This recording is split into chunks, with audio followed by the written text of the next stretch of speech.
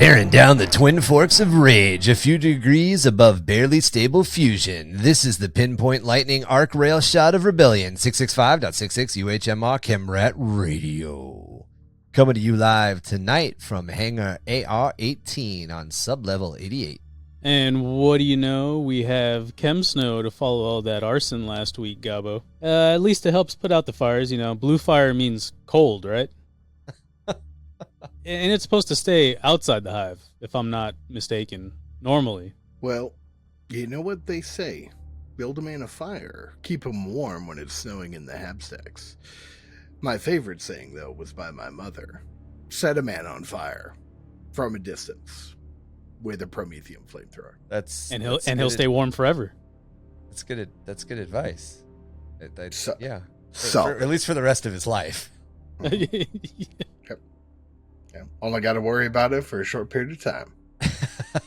With all those ice shifts out in the glacial zones around Innsmouth, they've not only sparked this most recent run of snow inside the hive, but could lead to massive hive quakes over the next couple of weeks, mixing it up for the early murder ball schedule.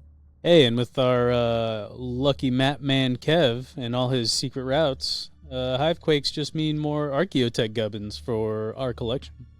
That's a good point. Well, like the Book of the Dead, you probably shouldn't have read passages from. I am your ghastly ghoul father, Goblin King, and our executioner, who has a penchant for shiny scarabs. Don't worry, they probably won't eat his entire soul, just all of his lovely fleshy bits. Marky. I love it when they eat my fleshy bits. What it is, hoes. Our two-gunned cowboy, don't worry, he probably brought several extra duffel bags of guns, because, you know, undead mummies. Beast. Hello, everyone. And joining us today is a sword master from a distant land who is here to pull our asses out of the collective fire last minute, Mars. Hello, everybody. I like that. It's silky smooth.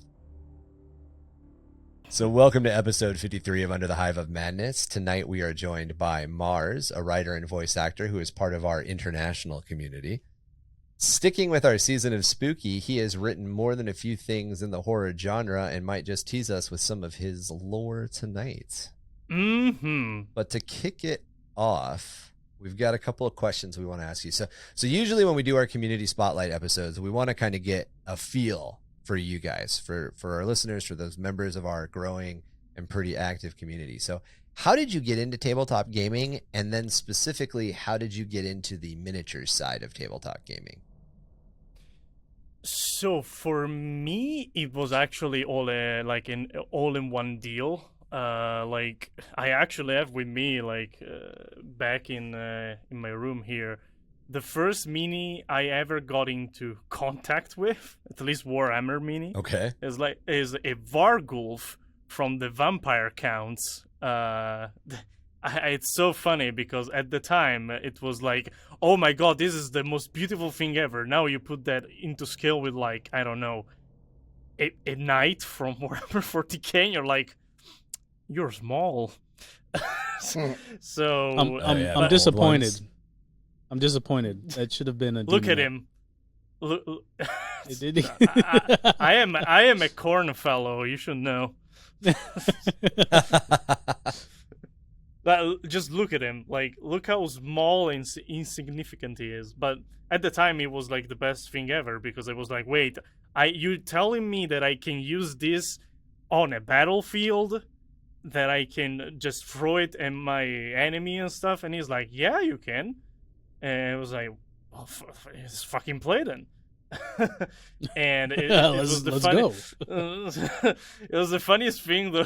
I remember when you still don't understand nothing about the game, and he was trying to teach me in the Warhammer Fantasy. There are the not only the tables to there are all the fucking table, the charts for figuring shit out. Yeah, the modifiers, all the modifiers. It was like. I rolled I would actually need 2s or 3s to pass a save or whatever, hit my enemy. I would roll 6 and be like, yeah, that means I win. And my friend would my friend would be like, yeah, you did good. I'm still like that, so I don't see the shame in it. Marky texts me when he gets a good roll against Beast. He's like, "Oh, I just got all 6s." I'm like, "That's great, man." That's great. Yeah. Good job. Witness me. Witness me. Witness me. But I started then with 8th edition Warhammer Fantasy. Way later. So right at the tail end. Yeah. Yeah, no, right. Just in time for the end times, man. It was way after the end times because I started Warhammer when I was in 2014, actually. Oh Which yeah, is that was after almost the end close to it. times. Yeah, that's way after the end times. And I've been indoctrinated into hating, back in the days, in hating everything that wasn't Warhammer Fantasy, especially Warhammer Age of Sigmar, as you can imagine. But I didn't like the hate really didn't last because I don't know. I like they're such two different games. I don't really care, and I'm just happy that we still have fantasy in the IP, so it's fine. Yeah. I definitely fell into that trap of being so I played 8th edition. So 8th edition launched in I want to say like 2002, 2003, and then 2006, 2008 was when the End Times event ran, and then that was it. They didn't release a 9th edition. They didn't release anything until they released Age of Sigmar. And a lot of us who had been, 6th, 7th, and 8th edition players in Warhammer Fantasy Battle, we all got super, super bitter, and we're like, "Fuck Age of Sigmar! I'm never gonna play it."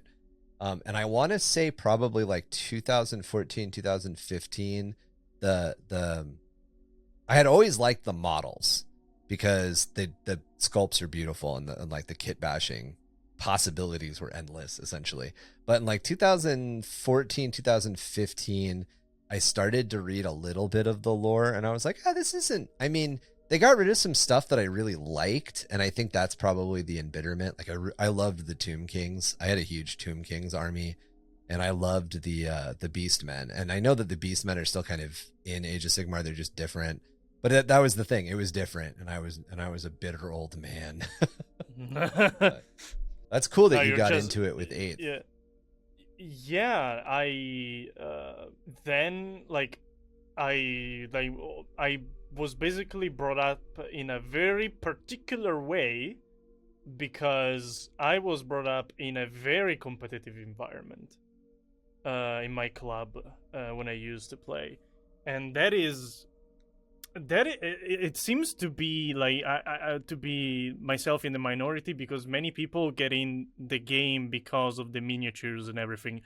I got into the game because of the miniatures at first glance because I thought it was cool, but I wanted to play the game. I am way more a war gamer than I am a hobbyist.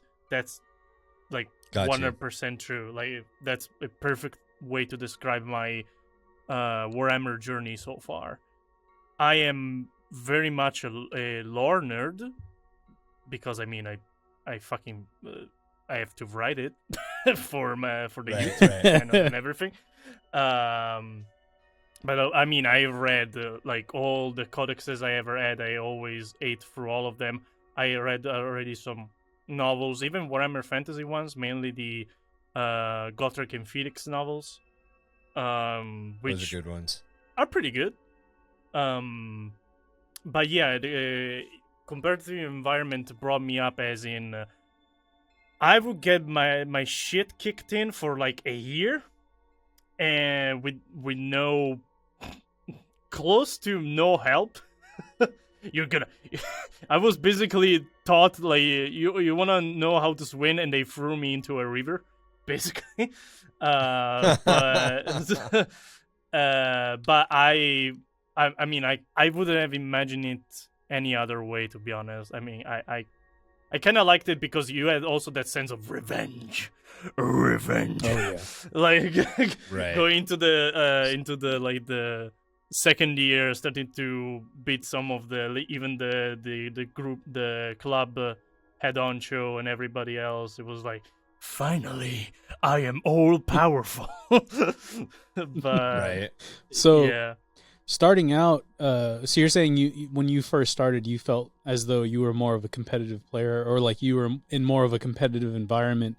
Do you feel that you're still, do you still hover around that style of more of a competitive player than like, because I know you like the lore, and a lot of what more of the casual war gamers play is based off like the lore. So do you feel like you've transitioned into that more, or do you feel like you're still more on the competitive side but you enjoy the lore from like a writing perspective? It's actually a weird dichotomy, I think, because I am definitely, as I said, a lore nerd, but whenever I play the game, it's almost only competitive.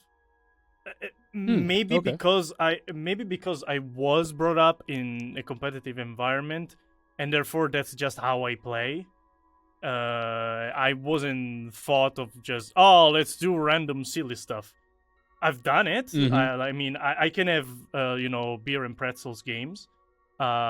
It's just that it's just how my brain is set, basically, at this point. Yeah, you feel like you get more satisfaction out of the competitive gaming. Yeah, which is cool, because for me at least, I was more of a definitely a beer and pretzels starting out. And as I progressed, because I lost like every game for like 3 editions, so it was not like I was like I just accepted it at that point. I was like, all right, well, I'm obviously not good at this game, so I'm shit, I just need to might enjoy as well it. Just wallow.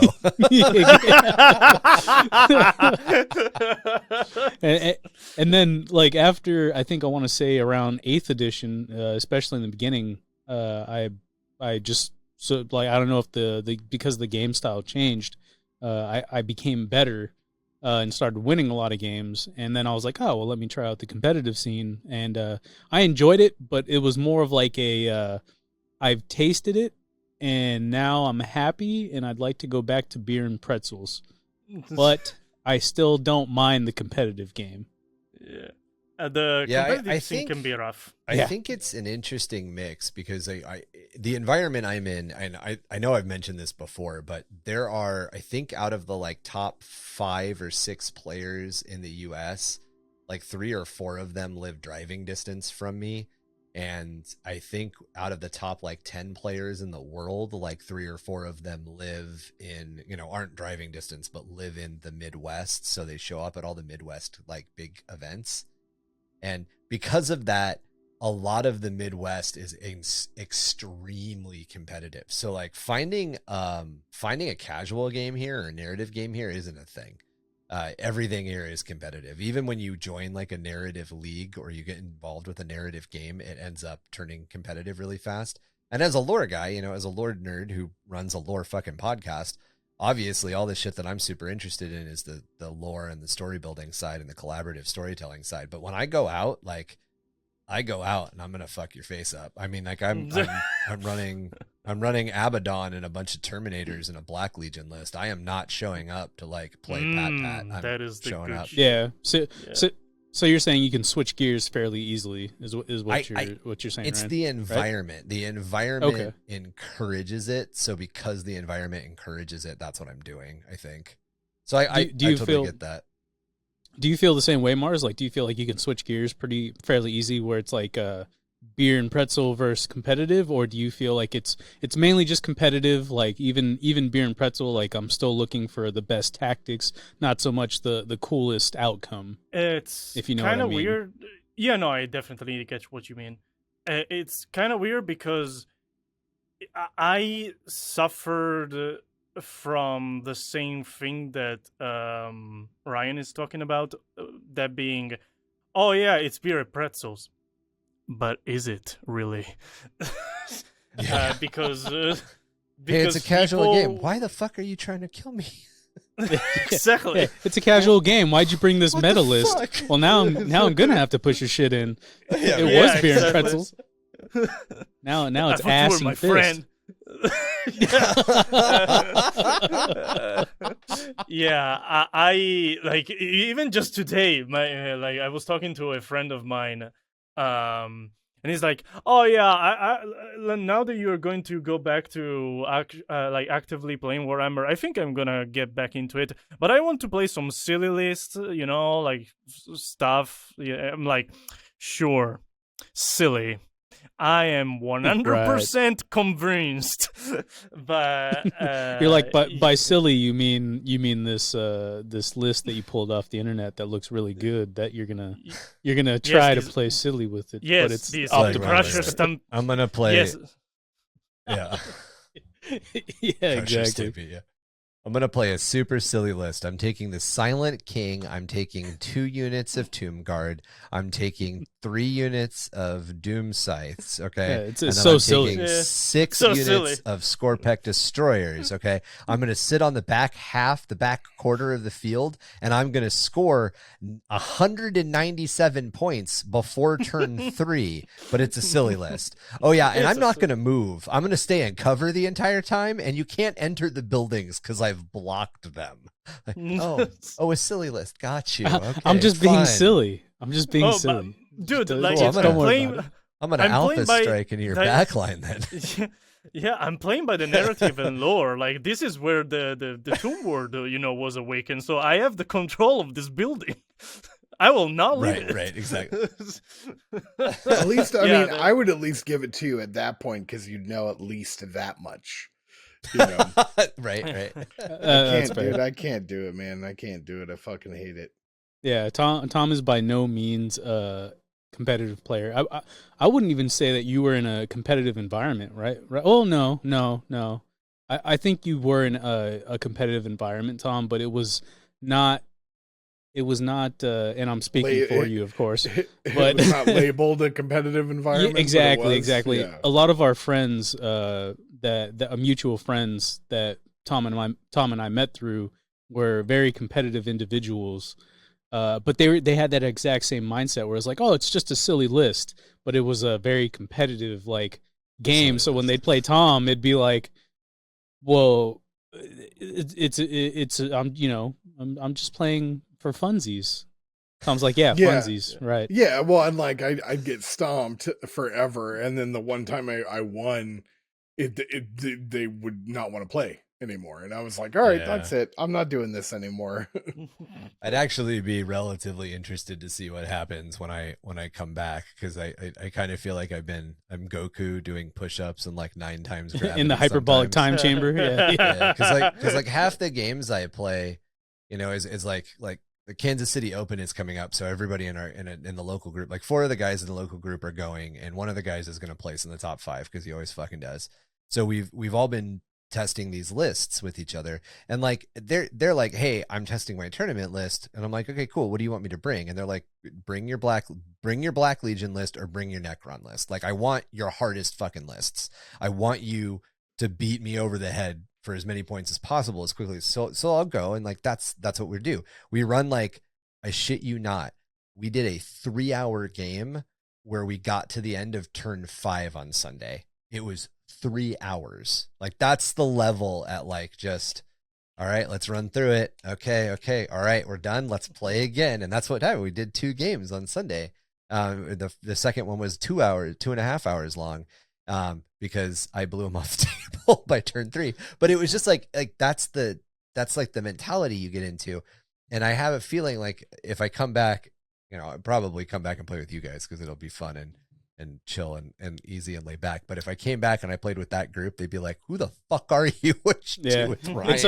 It's such a perfect what's the word, analogous situation because of Ohio being the hyperbolic time chamber, because nothing happens there.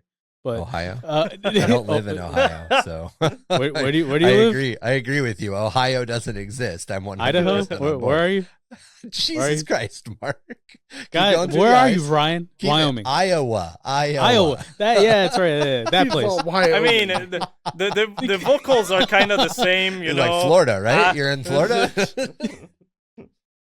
Ryan. So anything east of California is it's one not state. California. There's 2 states in the U.S. for Marky, California and not California. Exactly. Yeah. So. So, what what was your Warhammer Fantasy Battle army? So you said that the first one, did you play vampire counts or did you play multiple? I sadly did not. To this day I will, if maybe the last thing I do, get a vampire counts army. It wasn't also because I played the shit out of them in Total War Warhammer, and they kind of became my babies. But yeah, they're awesome. No, I started with, go figure, demons, especially corn demons. That's what's up. That's a good shit. The thing is that Warhammer Fantasy Battle was, at least 8th edition, was very melee heavy. If it wasn't for some exceptions like Wood Elves, Skaven bullshit. Skaven, you could probably throw in like a Khalida list from Tomb Kings, where they would shoot like 100 arrows at you in one per turn.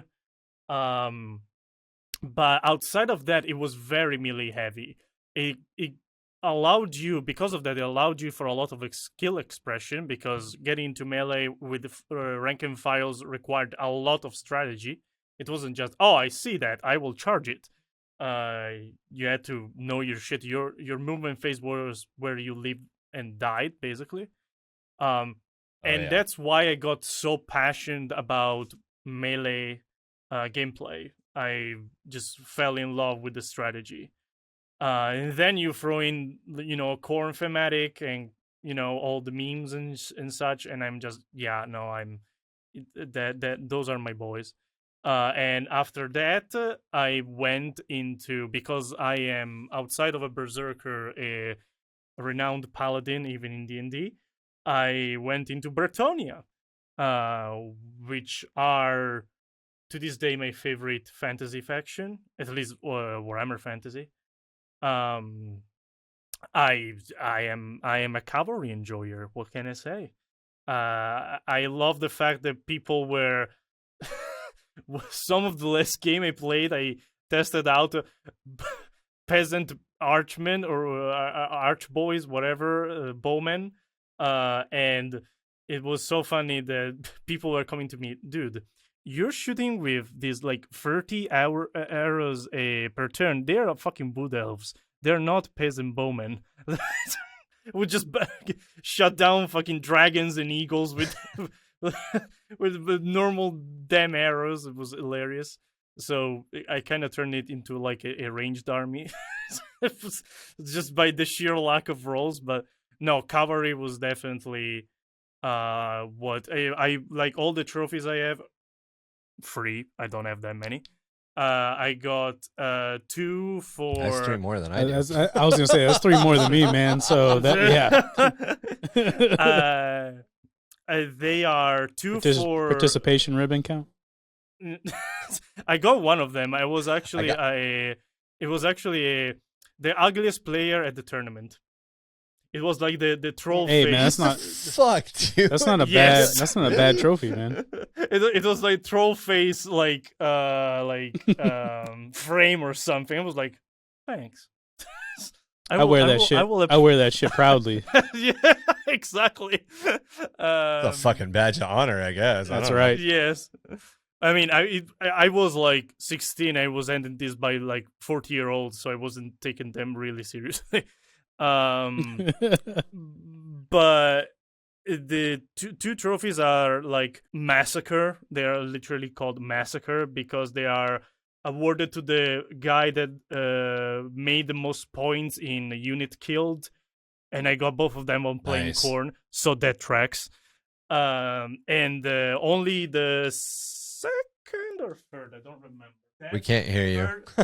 Yeah, I'm back. Third place finished was for the memorial, and that was a 2-player like team game, 2 players. I was playing with my best friend. I was playing Bretonia. He was playing Lizardman, which is a deadly combo. Don't underestimate them. It doesn't sound deadly because if you knew the meta, but It is. It's actually kind of funny. But yeah, the Bretonia became my boys, and to this day, I am craving for rank and file cavalry gameplay that I haven't had in 4 years or more. So Yeah. so even like corn demons in fantasy were rank and file. Yes. Everything was Really? rank and file. Wow, that's so weird to think of it like that. You know, like demons being in rank and file.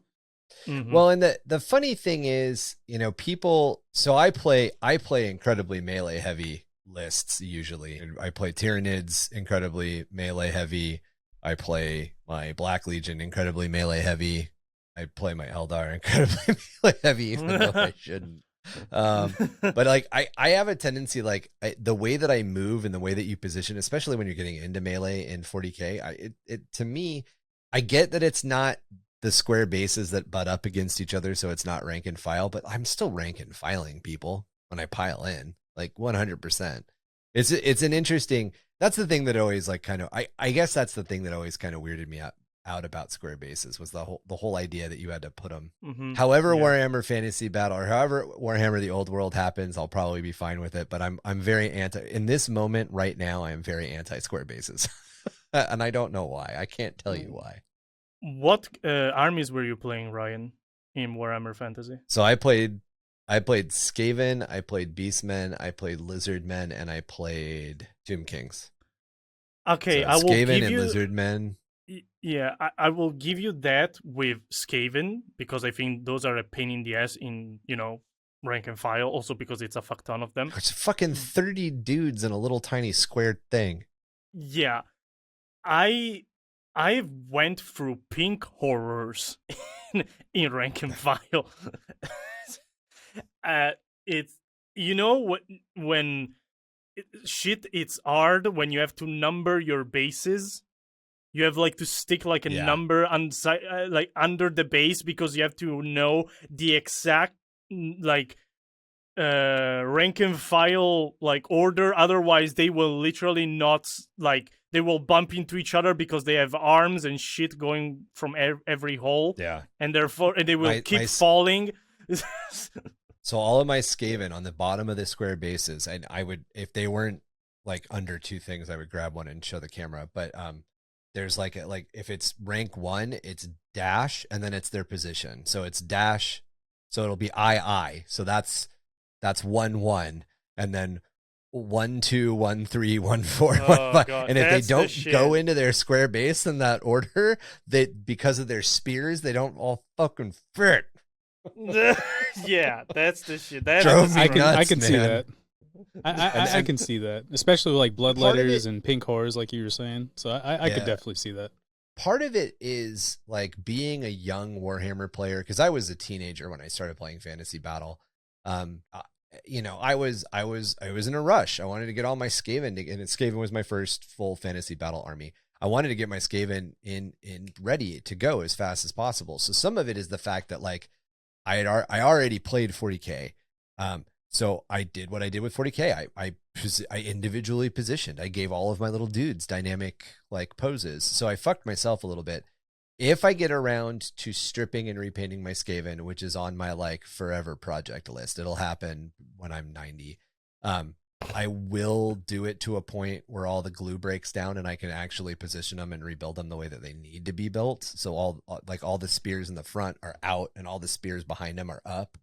But when you're 17, 18, 19, you don't think about that. You think about like, I want this guy to look cool. I want this guy to look cool. I want this guy to look cool.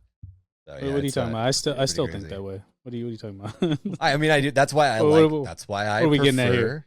That's why I prefer round bases and Age of Sigmar and Warhammer 40k now, because I can now make it's just all like of my monkey dudes barrel, look or barrel individually monkeys. cool. Yeah, yeah, exactly. So Mars, tell me, Uh-huh. who is the despicable human being that got you into Warhammer 40k or got you into How did you tabletop transition into wargaming? 40k? Yeah.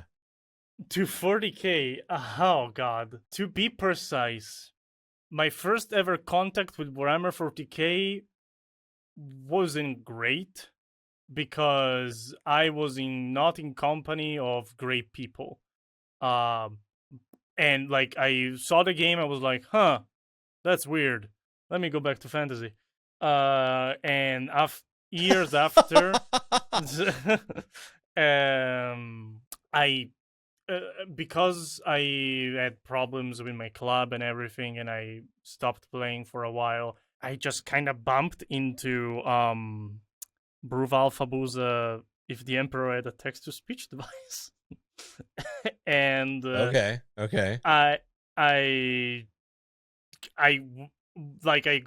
I watched a completely random. Actually, this is funny. The first ever episode that I watched, I obviously have no context. Like I wasn't starting the series at first episode with like the context where there's the guy that tells you about the Warhammer 40k universe, and at least there you have a minimum amount of context. I was like already half through the series. I didn't have any idea what the fuck was going on. I just knew that it was hilarious. And first ever was the first episode in the series where Lehman Russ ever shows up. Okay. And there goes my allegiances to the Sixth Legion because of memes. I kind of just kind of started from there. I'm not even sure. Like, I think I just binge watched the shit out of the series multiple times because it was such an interesting way to get to know the lore, because you had to filter it through all the shenanigans, like all the memes and stuff. Right. Like, what does he mean by that? Like, what is this all about?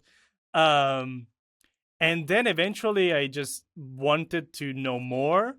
I think I just started to look up the miniatures and stuff, and I was like, wait, there are demons in this universe as well. Well, guess what? So I brought my Khorn army. I have a couple of those.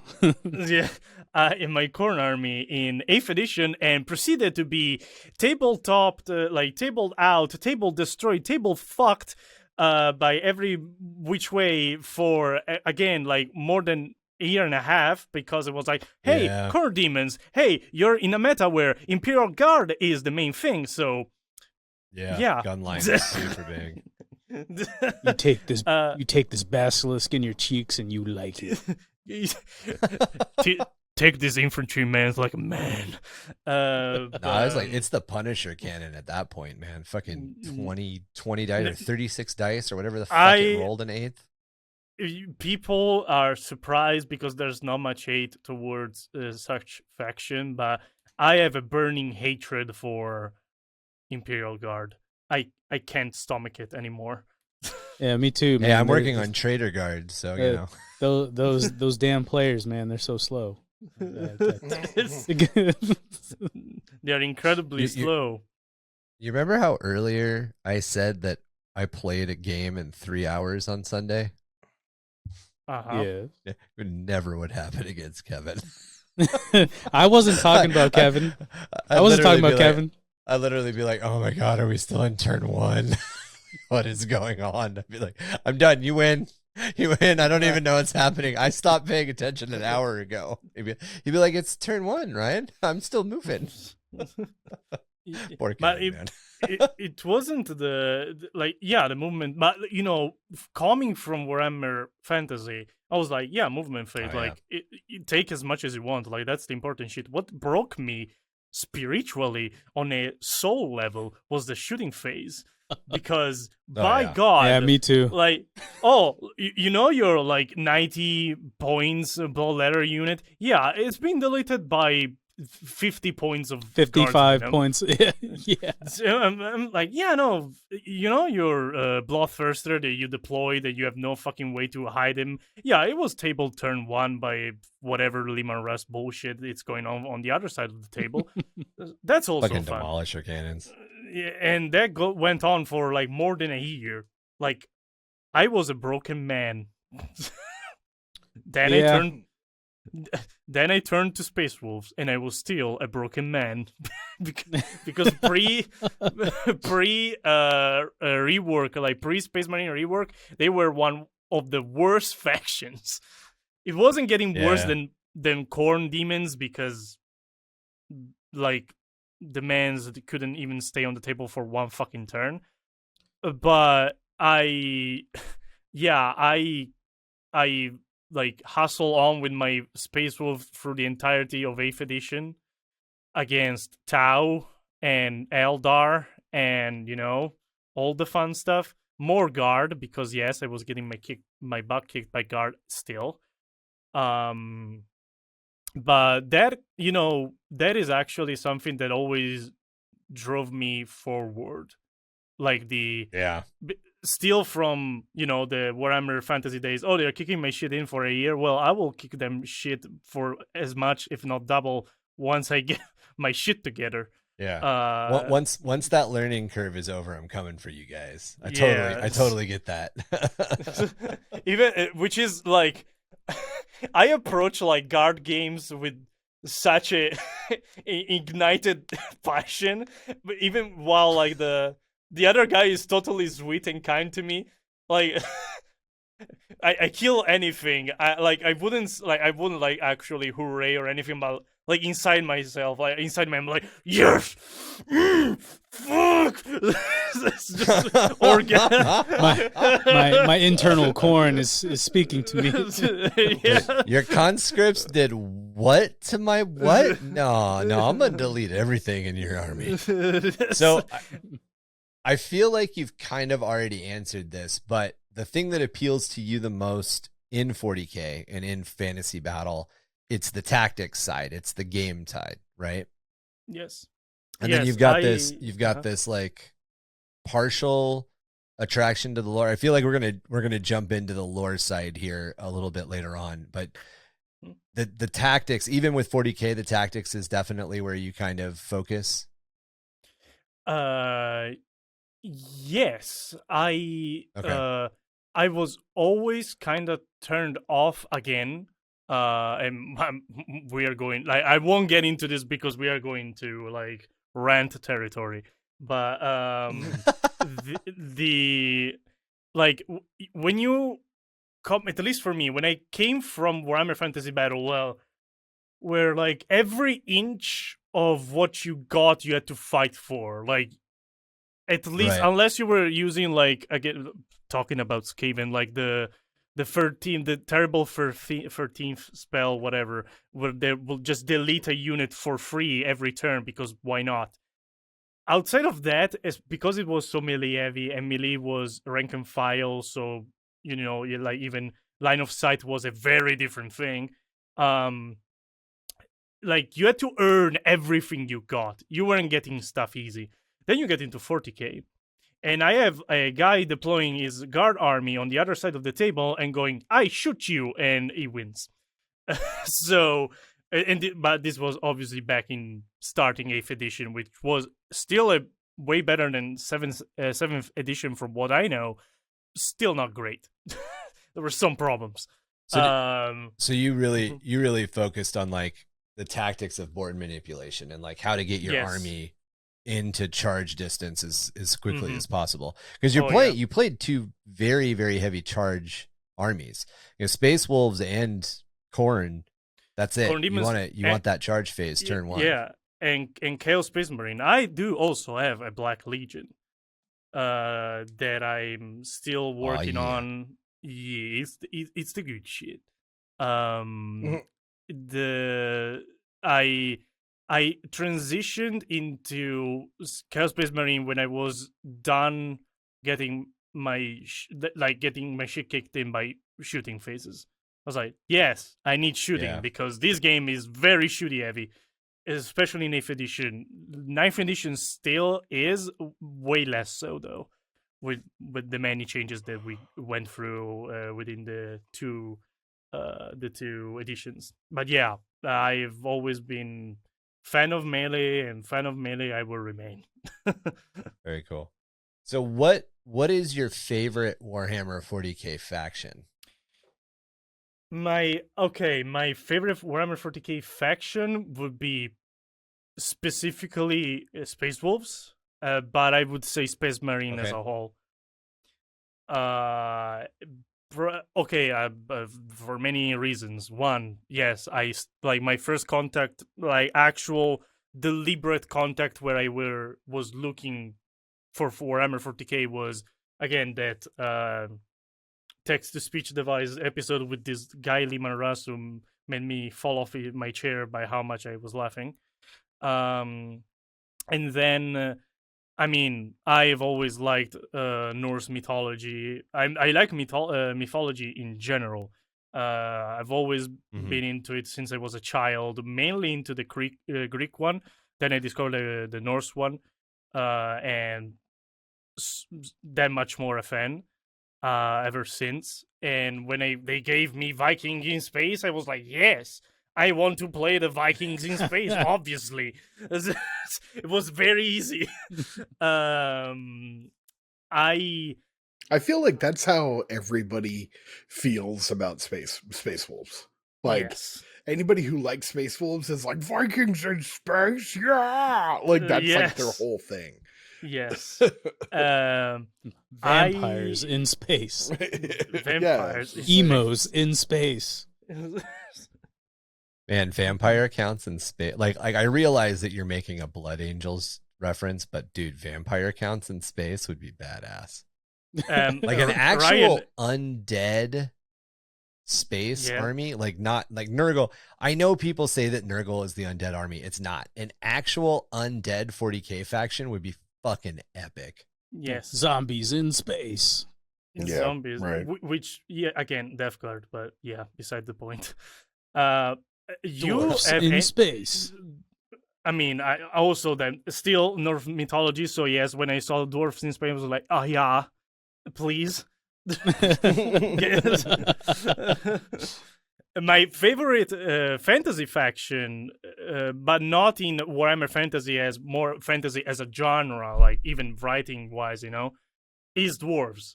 I was actually always, since Lord of the Rings, since I ever watched Lord of the Rings, I've always been a fan. But Ryan, Gimli, you have any idea how fucking confused I was when I read Conrad coming from Warhammer Fantasy? Because Conrad Curse, I was like, wait. Oh, yeah. There's so many. We alluded to it way back in the day, but back in like the lawless time of second edition to 5th edition, a lot of stuff in Warhammer 40k was a direct copy or a direct rip of stuff from Warhammer Fantasy Battle. And in a lot of cases, there was this kind of like unspoken, but kind of actually spoken thing that the Warhammer Fantasy Battle planet was a planet that you could go to in 40k. So there was all of this like shared universe stuff. And it was really in the Matt Ward era where a lot of that separation came in, which I kind of dislike and I kind of like at the same time. I think it kind of needed to happen, but there's definitely stuff even nowadays. Like I can't remember what I was researching. It was when I was doing research for, I think, the Demon Worlds episode. I was going through the like 6th edition Black Legion book, the Black Legion splat, and there's a chunk of the book that's literally like, there's a sidebar in the book that's literally like shit out of the 8th edition fucking Warhammer Fantasy Battle Codex, and it threw me for a loop because I'm like, is this a printing error? And then I read it and I went back and I read the other one and I'm like, no, they did this on purpose. I'm like, what were they alluding to? And like, it's just that one of the things back then was that the demons were the same. The demons in the Warhammer Fantasy Battle world were the demons in the 40k world. And that didn't change until like probably early 6th edition realistically, but that changed in 6th edition. That separation was made in 6th. So yeah, I totally get you. And there's others. There's a lot of others. I'm not going to lie. Go ahead, Marky. Sorry. Go ahead. Oh, no, I was just going to say, I really like the whole idea of, the demons from fantasy were the same demons from 40k because the warp, time doesn't work the same way in the warp, or there is no concept of time in the warp. So right. the whole idea of it being, the same demons was just super awesome to me. Like I really liked it, and the fact that they, essentially took it out was I wasn't a fan of. Yeah, I always thought Warhammer Fantasy was the early years of 40k. Right, yeah. It was the medieval period of, the Old not Terra. 40th. Yeah, you know what I mean? Like it was where they came from, Right, yeah. Well, and like Yeah. even nowadays, a lot of this stuff still kind of shares. Like the Slan are still Yes. like the the old ones slants. and the Slan are still probably the same creature. I don't know. I kind of want it to be separate, and I kind of want it to be joined. But anyway, I Sorry. preferred actually the separation from just as a writer, maybe just from a cleanup standpoint. I just wanted I Yeah. prefer the clean slate where you can just start because we have like as much lore as there is, we have a backstory to basically if 30k is a backstory to 40k, we have like a backstory to the start of the universe like before 30k, with the slants, the war in Right. heavens, and everything. And I prefer Yeah. that to Exactly. yes, everything originated from this one planet from fantasy. It was kind of weird, but I mean, that's just me. Well, there's actually we'll get sorry for like kind of tangenting a little bit, but from Don't a worry. writing perspective, being that I'm working on known universe stuff right now, my fantasy world is set in my sci-fi world. Like it's a planet that exists in a dark forest in my fantasy world. So there's like a chunk of space that everybody just kind of like agreed to not enter, and the planet, my fantasy planet, is in that area, and they know about the people in the sci-fi world know about it. They know that the planet's advancing and that they know all that crap is happening, and they've made the decision to stay away from them and not to interact with them until they reach a spacefaring level. But like there are problems as a writer that creates, because there are things you can do in fantasy that don't make a lot of sense in sci-fi. Like for instance, gods and like gods doing weird shit is a thing that's a lot easier to explain in fantasy when you only have one planet. Why the fuck the gods or the elder terrors or whatever they are, the Cthulhu like beasts, why the fuck they give a shit about one planet doesn't make sense when you're like, well, there's a whole galaxy for you to fuck with. So why Yeah. are you fucking with this one planet specifically? Because fuck that person in particular. Fuck that one guy that lives on that one planet. Yeah. So speaking of that, so you write and work as a voice actor, with some of your focus going on to doing things both in the Warhammer fantasy world and the Warhammer 40k setting. How did you get started down that path? It was actually from my academy days, which I say academy days if they were like ages ago, but really it was like last year, or now close to 2 years. I was actually like so I'm a writer for the Book of Choir. Is a Warhammer, mainly Warhammer Fantasy centered channel. Does cinematic videos with like a documentary cut narration about the different factions and lore facts and stuff from Warhammer Fantasy. And I started from that. I was just a fan of the channel, been for a long while, and I had to come up with a project for my graduation, basically, from the academy. And so I contacted Choyer, the owner of the channel, and asked if it would be up for a collaboration where I would write a script about the 40k faction, actually, because to this day I'm still more into 40k because of, for obvious reasons, fantasy is dead basically. On Warhammer Fantasy on 40k, and they say yes, okay. So we made a video that I used as my project, like my extra school project to graduate. It's called the Dread Wolves. That's the name of my successor Space Wolves Space Marine chapter. And from there, really, the collaboration moved on to be a partnership. He was in need of a script writer, and I was ready up for the job. I was totally on board. I was actually very interested in writing Warhammer Fantasy because yes, I know stuff about Warhammer Fantasy, but because I spent like my Warhammer Fantasy days were yes lore, of course, because I read the books. As I said, mainly the codexes, or I don't even remember how they called them, like just the rule books back in Warhammer Fantasy, the battle tomes, maybe. Yeah, there were tomes.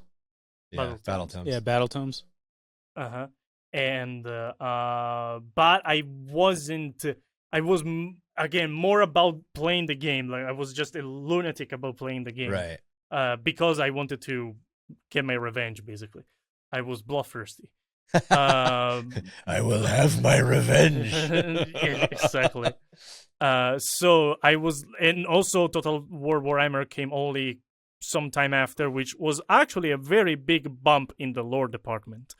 For what is still is to some extent a dead IP. And so I was really interested in getting more my hands into Warhammer Fantasy. And on the channel, though, then I eventually also became the 40k guy, because everyone else in the channel is mainly fantasy. Everyone came from fantasy. And fantasy is what we base our work on, because again, we have Total War Warhammer, where we record our cinematic videos, and that's where all the content comes from. But I did with Choyer was already dipping his toes in 40k. He made an orc video that was like crossing the line between talking about orcs in fantasy and 40k, because they're pretty similar, not identical, but pretty similar. Yeah, they share a lot of stuff. Yes. And therefore he was already just giving a wink to 40k and was like, I will make you make out with it. So I just started programming myself the 40k content, which is being pumping out slowly but kind of steadily.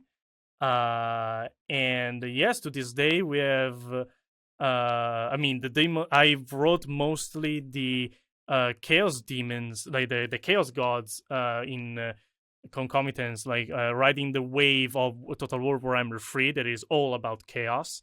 But those can be quite well used in 40k fashion as well, because they're pretty similar.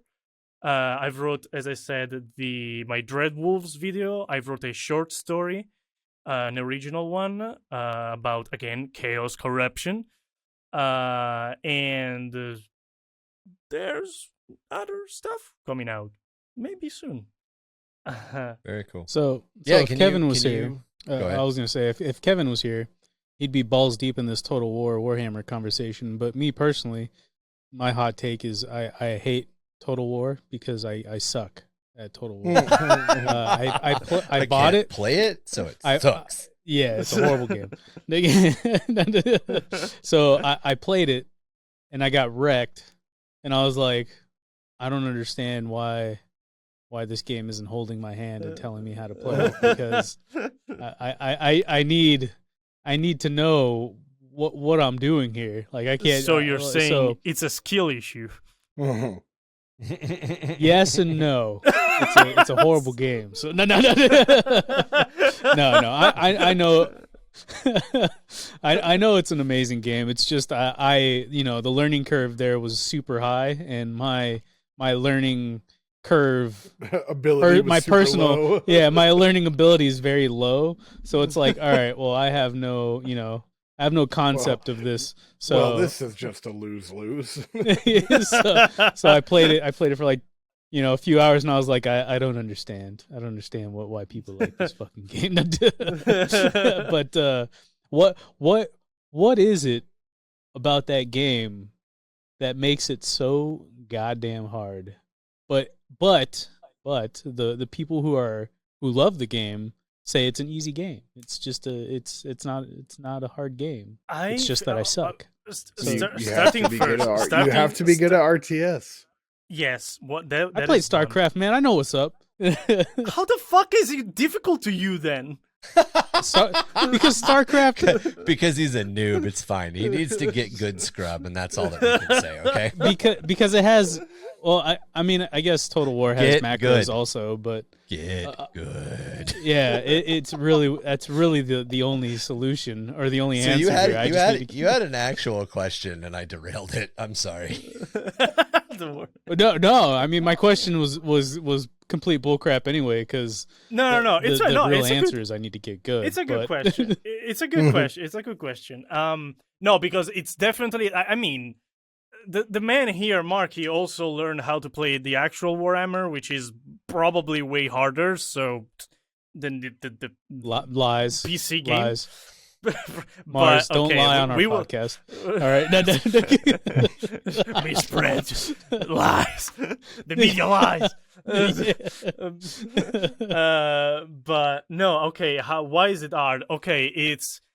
As much as Warhammer, the actual tabletop, is incredibly expensive, there are a lot of mechanics, there are a lot of factions, a lot of special interactions, and also a lot of things that the games doesn't tell you, just like Warhammer. I could go into the specifics, but I'm not going to turn this into a game developing analysis or game design analysis. But yeah, no, there's a lot to learn. It can be pretty overwhelming. I think actually, Marky, you should try Total War Warhammer 3 because it has one of the best quote-unquote tutorials that an RTS probably has ever had.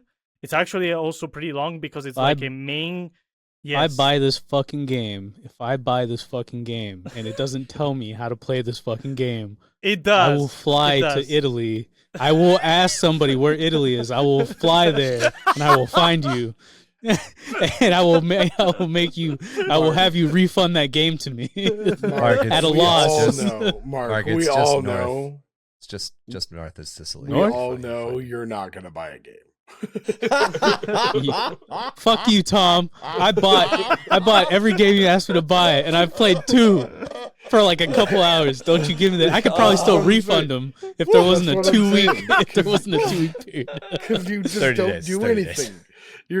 Maybe you will buy this game, maybe, but you're gonna do the exact same fucking thing. You're just gonna put it in storage. Hey, everybody has this problem, all right? It's not just me. Hey, all right. Everybody goes through this. Everybody's got a backlog. Don't shame me and my backlog. Everybody has a backlog. Absolutely, I don't want to talk about a backlog. I don't even want to talk about game backlogs. Like some people have skeletons in their closet. You have like full blown like graveyards in your closet. How dare you? How dare you? The disrespect right now. The disrespect is real. The disrespect. But no, actually, I would suggest you to play it because it's like okay, this is a thing. I actually have played barely anything of Total War Warhammer 3, even though it was hyped up for such a long time, because I lost myself playing the tutorial because I was like, this is getting boring. Please, I already know all of this. Let me go. So, God damn, dude, that game is $60 right now. How much? $60 right now. I will buy that airplane ticket, Mars. I will buy it. I don't even need to know where I'm going. The pilot knows. It's actually pretty.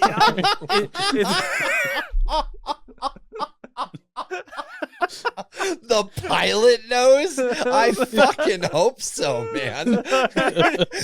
What is this, Guess Airlines? Why? I guess we're going to Italy. I don't fucking know. Last time I checked, an airline Why? isn't like a taxi. Like, you can get around, like follow that man home. Be like, why the fuck am I in Texas right now? Sorry, sir. Are we in Italy? No, there are no flying pizzas. Do you think we are in Italy? I don't think so, genius. Wait. Time out. Flying pizzas? What? That sounds like Italy. Yeah, that sounds like Italy. Okay, perfect. Continue. But no, yeah, you should play it. Fuck it. But yes, All right. there's a steep learning curve, and there's a lot to learn. But I think that Total War Warhammer 3 does a very great job at introducing people. Is there a lot of reading involved? No. Okay, I'm in. I really wanted to like the game. All right, I really wanted to like it. I started with 2, I think.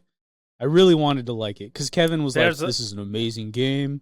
He's like, "If you don't understand tactics, that's a you problem." I'm like, "Motherfucker, I understand tactics." Right? Like I pushed your applicable to this. I've pushed your guard shit in many a time, Kevin. Don't give me the shit right now. All right, don't you ever disrespect me like that. I have tactics. Whenever I have this Kevin tactics thing. Whenever Kevin gets cocky about tactics, is my favorite.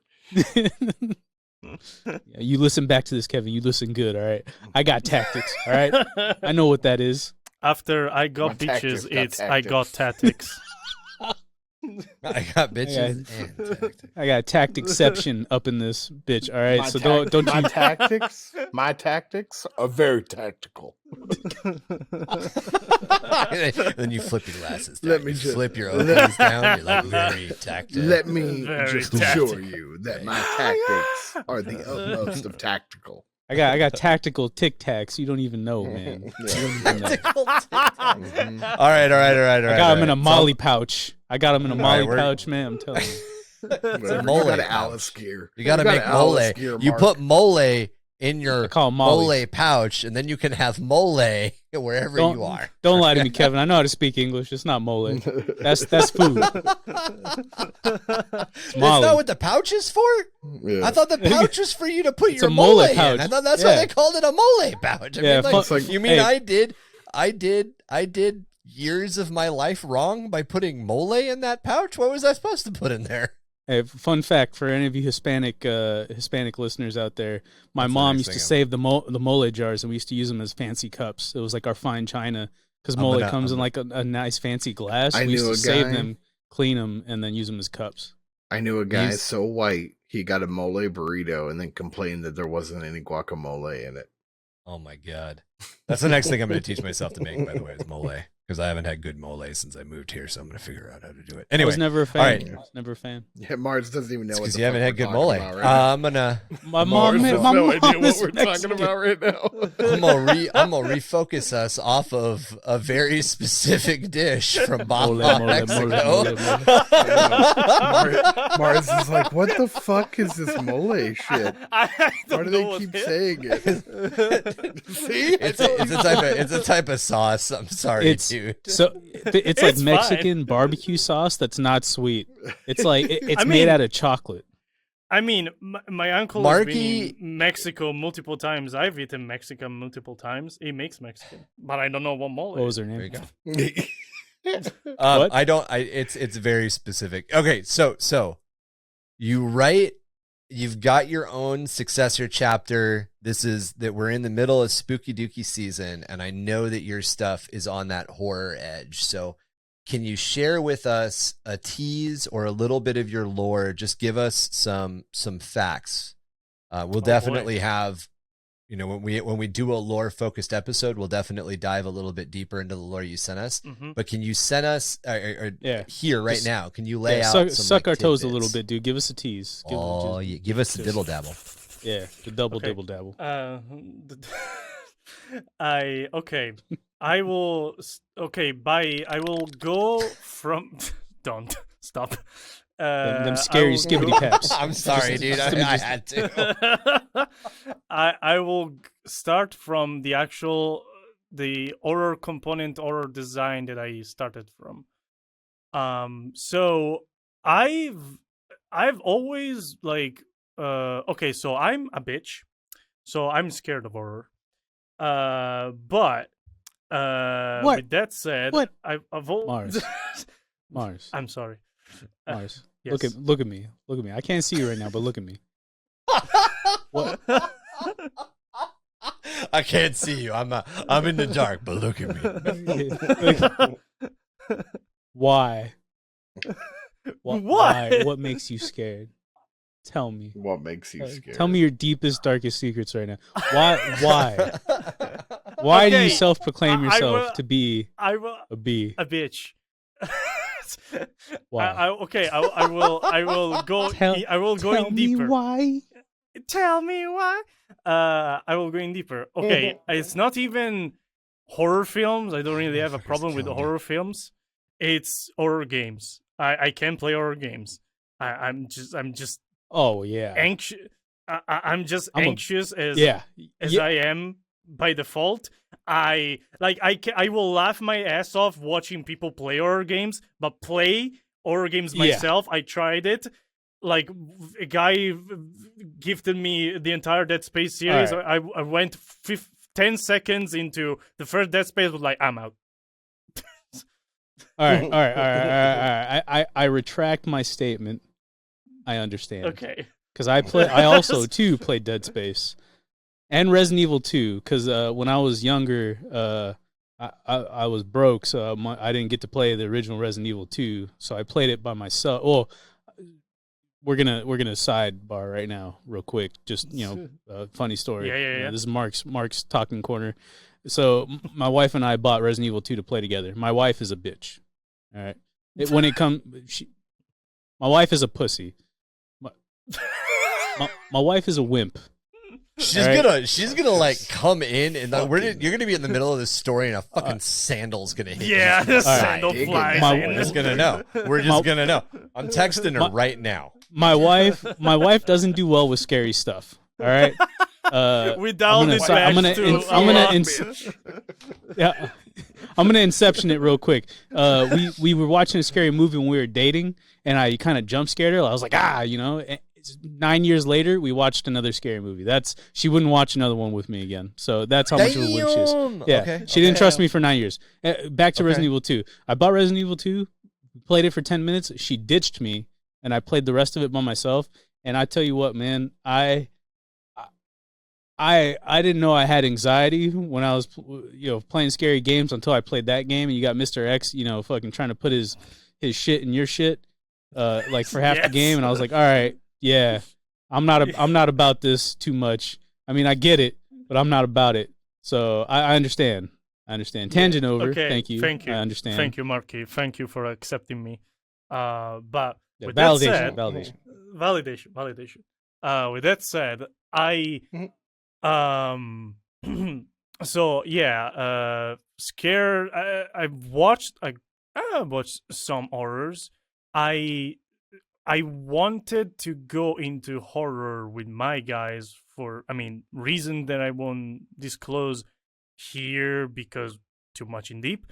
I can say that is partially a part of the design, because if you're going to make a Space Wolves successors chapter, you just don't want them being, again, just Space Wolves.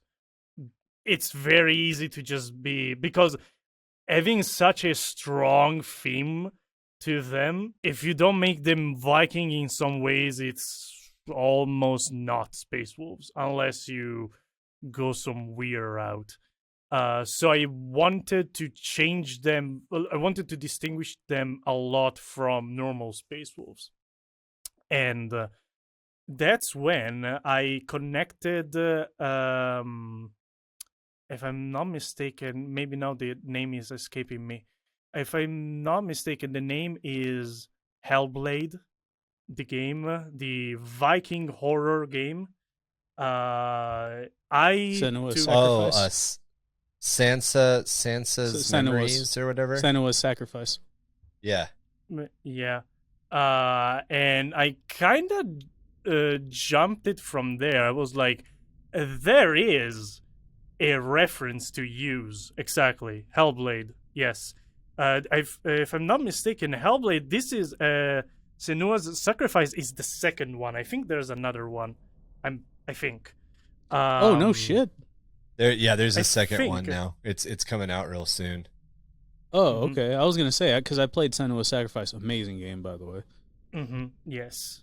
And That was all. It's a lot about. It deals a lot with like, is your mind fucking? Anyway, sorry. Go. Yeah. Yeah, don't worry. We're Guys. derailing. So you connected Space Wolves with the game Hellblade. All right. Yes, to the Viking horror theme because they are there. Like in general, just Viking aesthetic. At least the Hollywood like spread image of Vikings and stuff has a lot of skulls. There's a lot of exposed viscera and sacrifices, blood, like all this kind of stuff that it fits pretty right into horror. And in fact, we have Hellblade, which is a very pretty damn good horror Viking game. And I wanted to start from there and that's why like my guys, the Dread Wolves, inhabit a planet that is particularly bent into the hunting of what basically you would call monsters. It's hard to call them monsters because anything in 40k is a monster, or better, anything in 40k is an alien. It's like Xeno. So you could say, oh yeah, it's monsters. Yeah, it's more like like alien hunters. But because they are native to their own home soil, like these are not extraterrestrial stuff. They refer them to as monsters because also they have a normal fauna. Because for now at least their planet Earthmorn is pretty. It has its own characteristics, but to some extent is pretty similar to a normal Earth. So it has some of the fauna from Holy Terra in our case, or at least not Holy Terra. There's almost no fauna in Holy Terra, but our Earth. But like the things that would have lived here. Yes. Right. Yeah.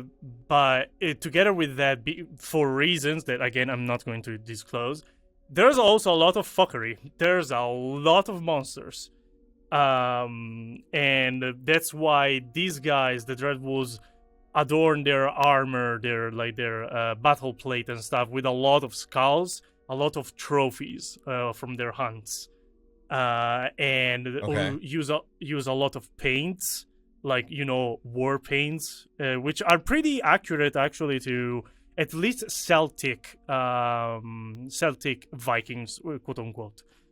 They did use a lot of painting on their bodies, and also they used to sometimes, not all the times, obviously, go into what we know as berserker rages. They were just them high as fucking mushrooms. Go completely naked with like a shield and an axe in battle and just scare the shit out of people, because if this guy has the if this guy has the balls, like the confidence to running at me screaming his vocal cords off naked with a shield and axe, I don't want to fuck with that. That was and a hammer. Yes, and a hammer, Marky. Yeah. But beating the shit out of people with his hammer. With his hammer, with his shaft. His girthy man hammer. Shaft. Yes. Strong, girthy, veiny man hammer. Yeah, he just beats the shit out of Marky here with the dick jokes. That's what I do, baby. So that was kind of like the inspiration was to really kind of go like dig deep into the mythology, at least the horror mythology or the horror folklore. And you mixed in a lot of Celtic stuff as well, it sounds like. I actually no, this is funny. I actually took inspiration. I was a little fishy, like a little on the fence when I was starting where I wanted to get my cultural stuff, my real world grass touching reference from. I was at first I was going to Scottish. Then and now I've settled in this. I am more into actual, like the closest you could get into our modern society to Vikings being Icelandic or Norwegian cultures. Okay. And for some time I and you actually have uh-huh. I was gonna say, and you actually have a lore video that's that goes in depth on your lore of the Dreadwolves, correct? Yes. To say deep is an exaggeration to this point, because you have no hell of a clue how far into the rabbit hole I've got, and that is actually pretty surface level and kind of outdated, sadly, because that was first draft. Most of it is fine. Mm-hmm. Most of it is still canon, to my canon, of course. We're not speaking actual canon.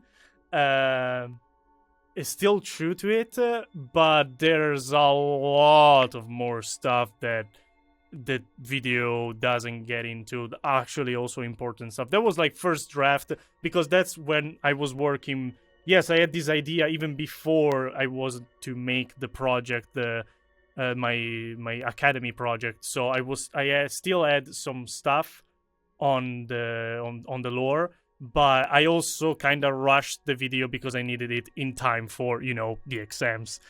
So right. So back then the lore was there, but it wasn't even remotely as much as it is now. But so when we get Mm-hmm. you've shared a bunch of it. You shared the document with me, and I've gone through quite a bit of it, and there's some definite cool stuff there. And our goal at some point is that we will have covered Space Marines to a point where we can start talking about like successor chapters and all of that. And I definitely want to do more with you. I want to do like an actual lore episode with you where we talk about your successor chapter in detail. Yeah, like a lore spotlight. That'd be dope. That'd be fucking awesome.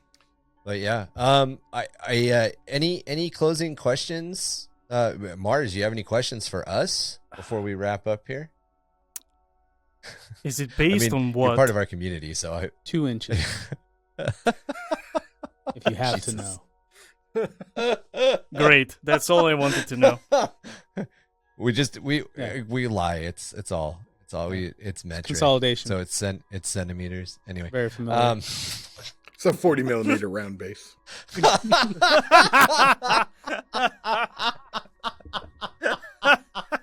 like a tuna can. Yeah. It's like two cavalry. base. It's like two original cavalry bases stacked on top of each other, and it's that thin too. So yeah, it's won't hit the goes bottom, in, but but it'll blow out the sides. Oh my god.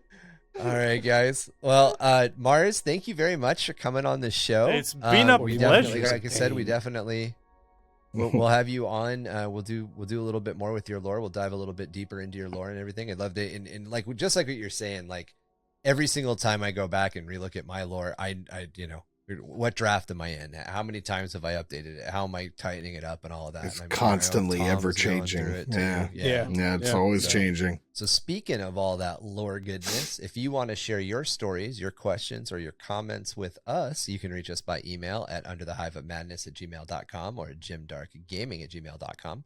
You can also become involved with our Discord community. Mars is involved with our Discord community. It's how he made a connection with us and how we got him to fly from Italy to San Diego. I'm just kidding. It's how we got him to remote. They didn't even pay me. I'm here. I don't have a house. I don't have food. Please help. I don't have a house. But you got Warhammer. You got 40k models though. Yeah. Fucking Things right. like and you are. Bretonians and a bunch of Bretonian. So yeah, if you guys have any of your own homebrew lore, if you have any questions that you want to ask us directly or anything like that, hit us up. Feel free to hit us up on Discord as well.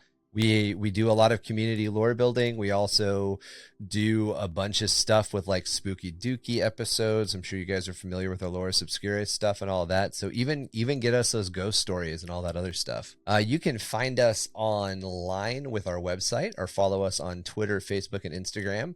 We have links to everything, including Mars, down in the show notes to make it easy for you guys to find the Book of Choyer, our various things, join our Discord, all of that. If you want to help the podcast grow, there's 2 ways you can do that. The first one is by liking and reviewing us wherever you get your podcast fix. Our home base is Spotify, but we are also on Apple, Google, Stitcher, and many, many more. If there's a favorite podcast venue that you prefer and you haven't found us there yet, let me know, and I will get us registered as soon as possible. Another way to help us grow and to help us meet our milestones as a growing company is to join us over at Patreon. That's www.patreon.com/underthehiveofmadness. All Patreon members get access to a video version of this podcast. There's about 30 minutes of bonus content at the beginning that's Patreon exclusive. And then, of course, you get all of the bloopers and mistakes and dumb jokes and odd tangents that get cut out of the episode because we wander off for 20 minutes about Kevin's lore. I love giving Kevin shit when he's not here. It's so fun. I give Kevin shit when he is here. That's true. Yes. That's true. Yes, fuck you, Kevin. Yeah, fuck you, Kevin. You also get access to our painting contest that we hold quarterly. And there are a few other different levels. There's some higher levels over on our Patreon where it give you access to things like polls and other features, as well as some art assets that you can use to order things like custom objective markers for yourself. And then we try to do a couple of giveaways a year. So please take some time and check out all of our Patreon goodness and help us reach those milestones. Let that snow continue to fething fall. We are in the blissful state of pure holocausts of sonic mayhem and majesty here at the hangar. The Splatterhawk OGs have managed to pack every week of AR-18's live music schedule to bursting with electro death, synth purge, and splatterpunk shows, bringing the sounds of sonic revolution to the Underhive. Always ready to get blood and maybe a little bit of neon all over the floor, we are the sound of pirate Vox frequency 665.66 UHMA Chemrat radio. Don't mess with that volume slider. Keep those Vox dials locked here. Same ratty frequency, same ratty ass attitude. And remember, when the Hab stack has a four-armed emperor infestation, it's probably time to move the fuck out, not get an exorcist. Hey man, if they're gonna stay here, they better pay rent too. It's fucking perfect. It's fucking. You're gonna stomp around this fucking Hab stack all day. Where's your goddamn rent? Where's my rent money, bitch?